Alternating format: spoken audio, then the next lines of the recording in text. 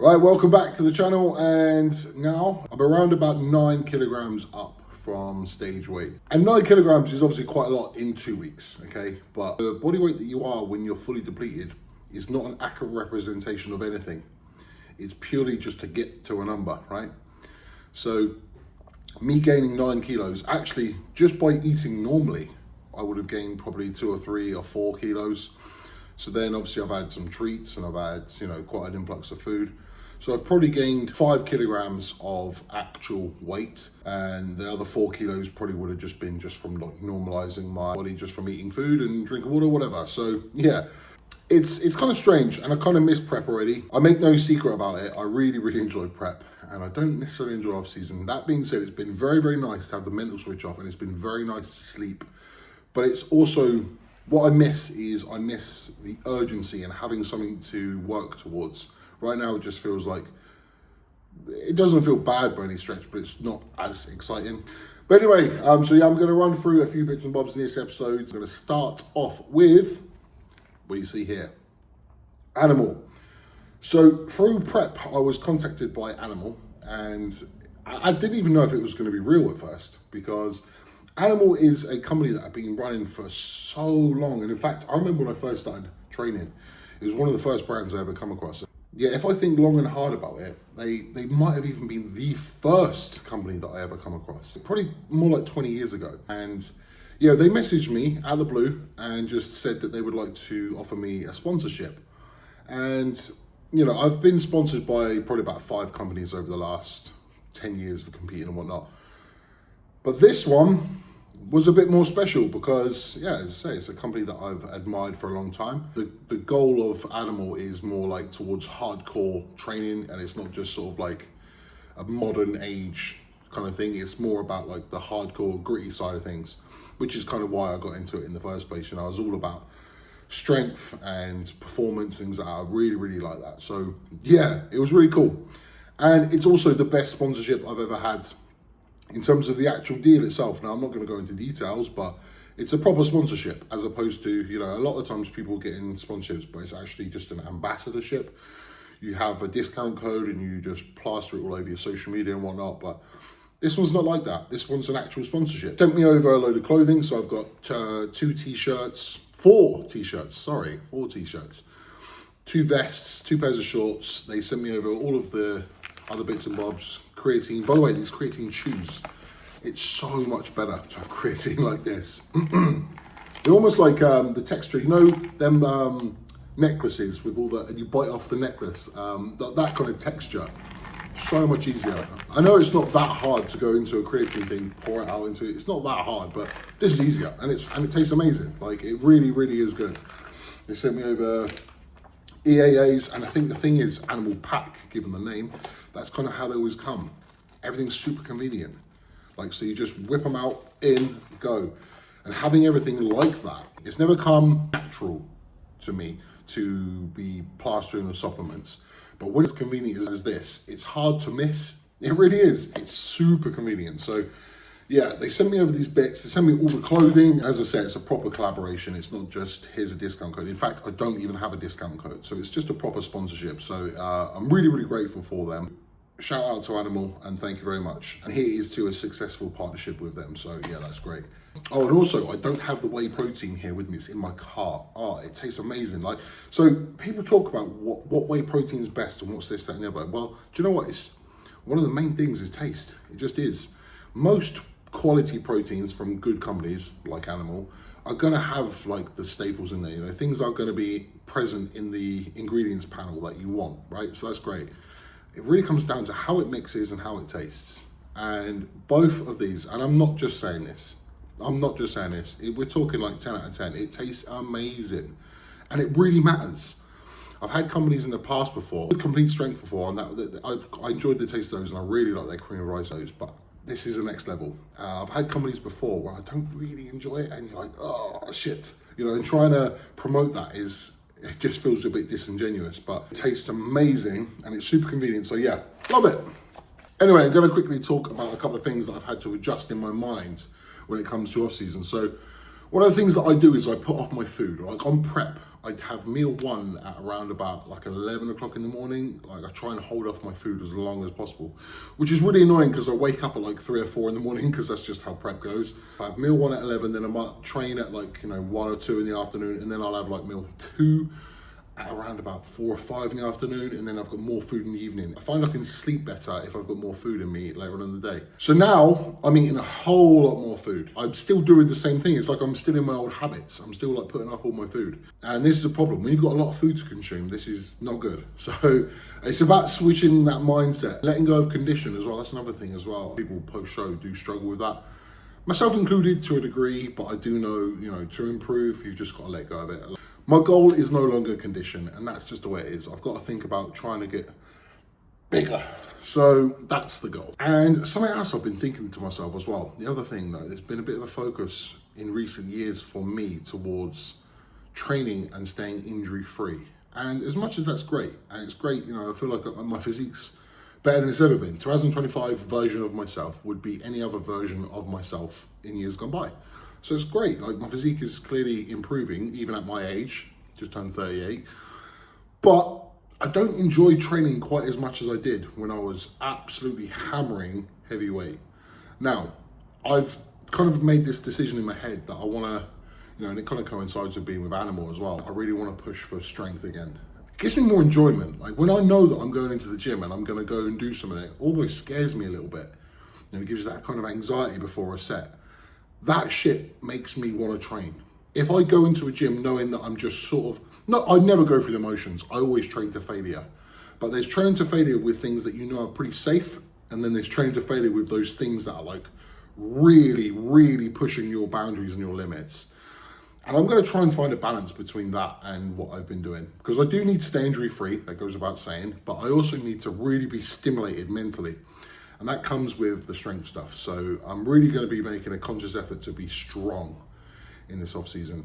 Now, I think I've got the potential to be the strongest I've ever been if I actually stay injury free and I'm smart with it. I don't rush anything. More muscle now, more technique. I lift better than I've ever lifted. Everything is sort of like locked in.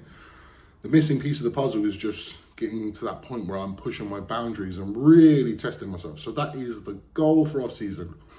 Eat earlier to get more food in and be fucking stronger and really ignite the love of why I started doing this in the first place.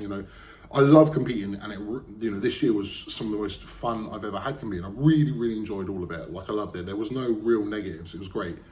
But now I want to find that love again in the training side of things because I did start to fall off a little bit on prep. That is my mission statement for off-season 2025.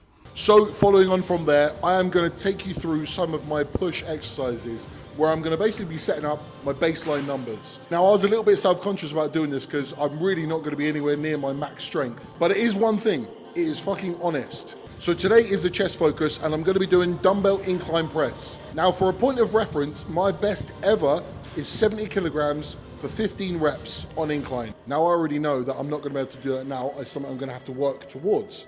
And it's a good thing anyway, because this gym only goes up to 60 kilos. So when I get to the 70 kilo mark, I'm going to have to go to another gym, which is all good because I go to plenty of other gyms anyway.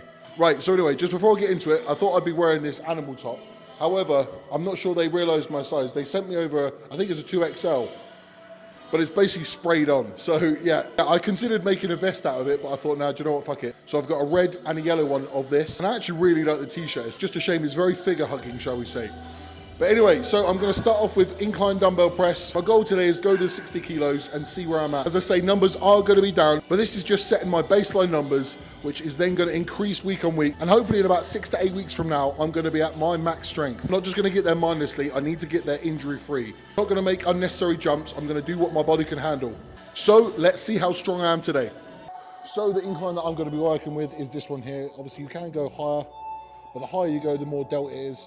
So I definitely don't want to be working with delts. It's definitely less focused towards shoulders and way more focused towards chest. In fact, I've not shoulder pressed for probably 2 years because I'm trying to balance out my physique. And I think that's a really important thing to note as well. You're not just doing the things that are already present on your physique. My shoulders tend to get a pump even when I don't train shoulders. So my back and my shoulders volume is dramatically down and my legs and my chest volume is up. And that's just relative to me. You need to do the same thing for your physique. So anyway, now when it comes to warming up, Okay, so the goal with warming up is to get blood in the muscle, get yourself primed for the movement, but not expel too much energy. So I'm going to be working up to 60 kilos. So I'll start off with the 20s. So nice and easy, probably like 10 reps here.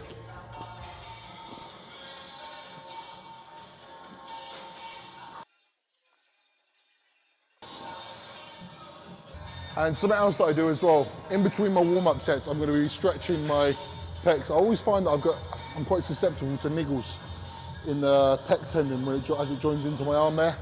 So I stretch between sets as well, just making sure I'm nice and limber, ready for the big sets. So the next warm-up is 30 kilo.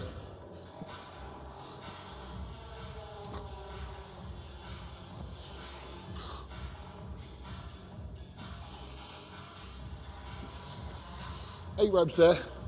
And something that I want to get across as well, strength matters, but strength does need to be targeted through the muscle that you want to be working. So what I'm thinking about doing here is I tuck my shoulder blades into the bench and I try and push my chest up to make my chest the highest point rather than rounding over and trying to press like this. So what I'm trying to do is I'm trying to tuck my shoulder blades down and back and press like this and have my chest push out. I am going to be using explosive movements because, as I say, I want to start to enjoy my training more and I want to be strong. So set the precedent even on the warm-ups. Going to 40 kilos now. Now in with the 40s.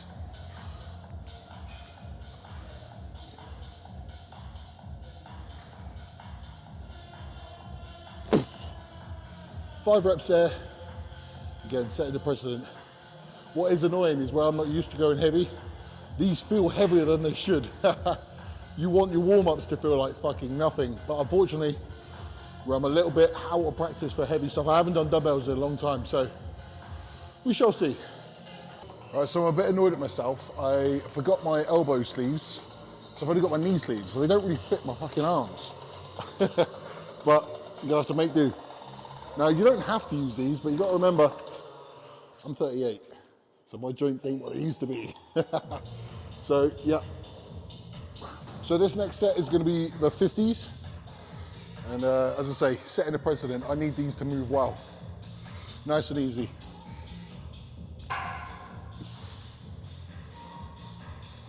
So the 50s.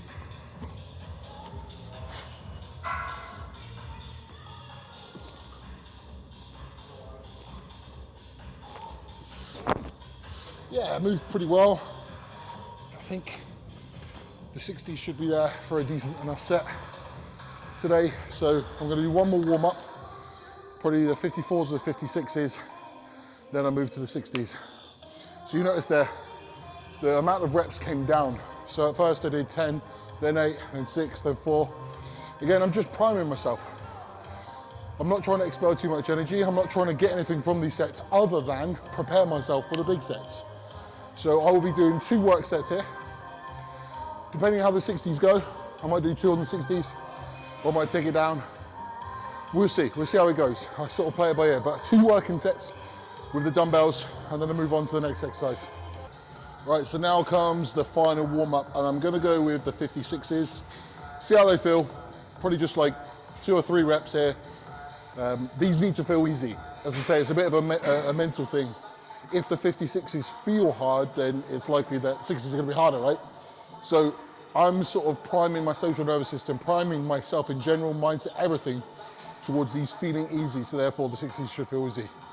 Now it might seem strange, because my max is 70 for 15. So why are you worried about 60s? Because I've not done it for a long time. So it's important to remember that as well. When you're out of practice of something, you're not gonna be quite as good at it. So my numbers are down at the moment. That's why I'm being the way I'm being. So anyway, final warm up.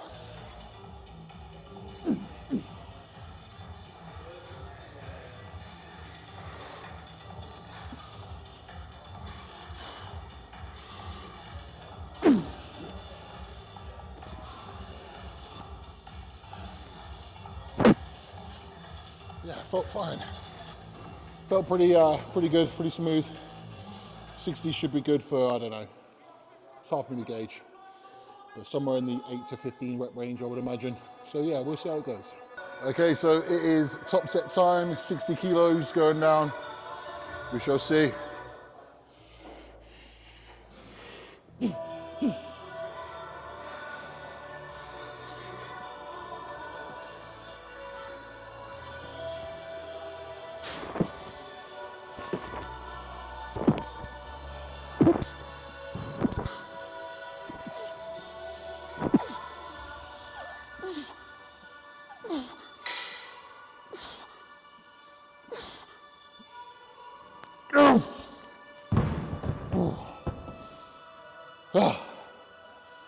So, not the cleanest. So 60 for 12. Not the cleanest of sets, but not bad. No, this is just baseline. This is me setting up my off season. First time I've done dumbbells in, I don't know how long time. So, what will be quite cool is if one of my vlogs in maybe somewhere in the region of 6 to 10 weeks from now, you'll be able to see the progression, you know. Hopefully by then it'll be 70 for 12 to 15 in that rep range, and then hopefully surpass that. 75s for 12 to 15 would be a nice little goal to get to. I say, is strength the be all and end all? No. But what I found after all these years of training, that it does give me mental stimulation that I think I need. So for me, at this stage of my lifting career and bodybuilding career, it is what I need. I need to feel excited about coming to the gym.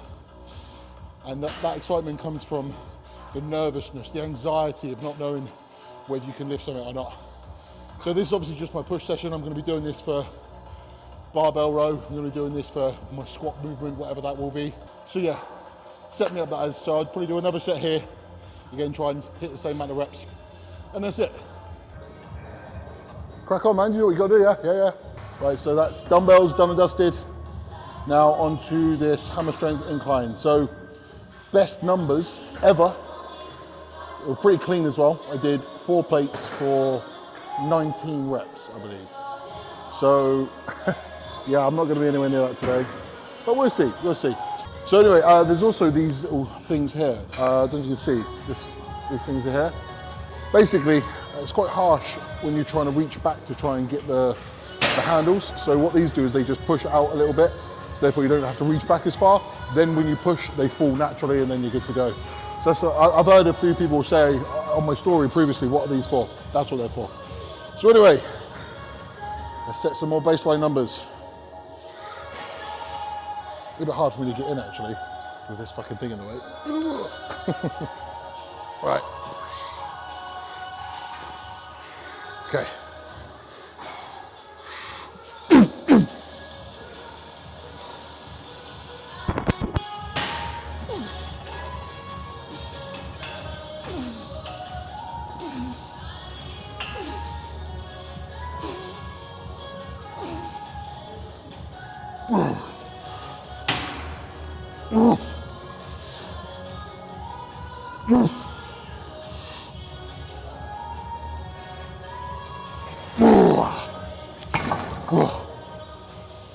There you go. Was that 13, I think? Some sweat in my eye as well. Whew. Right, so yeah, baseline number set. 60 for 12, dumbbell incline. 4 plates, hammer strength incline, 13. And one more thing before I sign this out. You know, as I say, it's not just about strength, but this is for me to enjoy more. Giving me strength goals is gonna help keep me more engaged and excite my love for training again. But I have to still remember, chest is something that lags for me, something that I struggle with.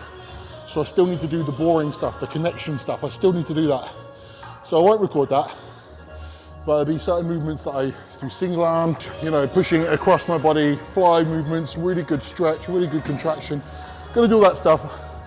This is purely based on the baseline strength numbers for me to actually enjoy training a little bit more than I have been. So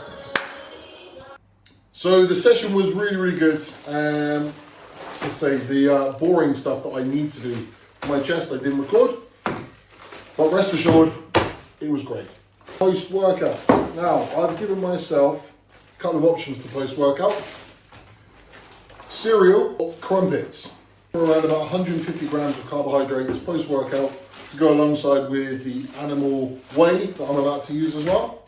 And truth be told, I don't normally have crumpets, I just fancied them. And I thought to myself, yeah, great. So these are incredibly low fat, which is obviously what you want post-workout. You want something that's going to give you, like something that's high glycemic index, basically. Low fat, high carb. So yeah, 150 carbs from these. So that's all of these. Each one's 20, so there's 6 in a pack. 120, and then I've got maple syrup to go on top of it as well, which actually I've never had on crumpets. I always have golden syrup, but I thought, I saw it, fancied it. So here we go. And I put this on my Instagram the other day. Vanilla Whey from Animal, I have that. And then I just put a dash of water. And then basically the consistency you get is what I would describe as almost like cake batter. And I literally just spoon that in my mouth because it's how I prefer it. You know, you get it in a shake, you can have it with ice, you can have it in stuff. But I like to have it personally just like this. So it's Saturday, the 30th of August. Yes, I'm wearing a nasal strip. Yes, it looks stupid. But do you know what? It helps me breathe. I sort of look a little bit disheveled. Obviously, I've just woke up with bed hair and whatnot. But yeah, so anyway, we are one day out from Emily's show, which means we are traveling today. Her show is down in Newport, which is Wales. It's like on a good day, you'd make it in 3.5 hours, but it's probably not going to be a good day. It's Saturday, so it likely means, you know, a 4.5 hour journey. So what this means is being prepared. So being prepared means supplements to be taken on board. Thank you very much. But also make sure you prepare your food. I think this is actually something that comes up quite a lot with clients. You know, they'll be like, oh, I couldn't do X because I was doing Y, you know. And reality is you just need to be prepared. You know, it means waking up slightly earlier. This morning I was up just after 6 because I knew I had a load of stuff to do, make sure I had all my clothes packed and everything like that. And then also making sure I've got enough food for the day. So obviously we're going to be on the road. I want to make sure that I don't, you know, lose out on meals. Again, yeah, this is another thing. So it's not even that my clients cheat necessarily. It's also that they don't eat for a long time and then have this big backlog of food. So for example, let's say I ate now before we traveled, and then we checked into the hotel or Airbnb, excuse me, and then, you know, and then all of a sudden you've got like these 4 meals and you're like, oh, I couldn't really eat because there was so much to do. Well, that's it. Just make sure that you plan ahead. Planning ahead is absolutely vital. So make sure the food is going in nice and early. Wake up, get it prepared, and do not miss. And I actually hate when people say, I don't miss, but it's true. You gotta, you know, if you're taking this seriously, treat it with the respect that it deserves. And actually, thank you also to Animal. This is now my coffee pod. So I fill this up and travel this. So this is also my coffee, so I don't need to stop and pay £1 million for a Costa or a Starbucks. Yeah, anyway, so that is that for this vlog. And the next one is going to be Emily on stage and a few other bits and bobs. Thank you for watching.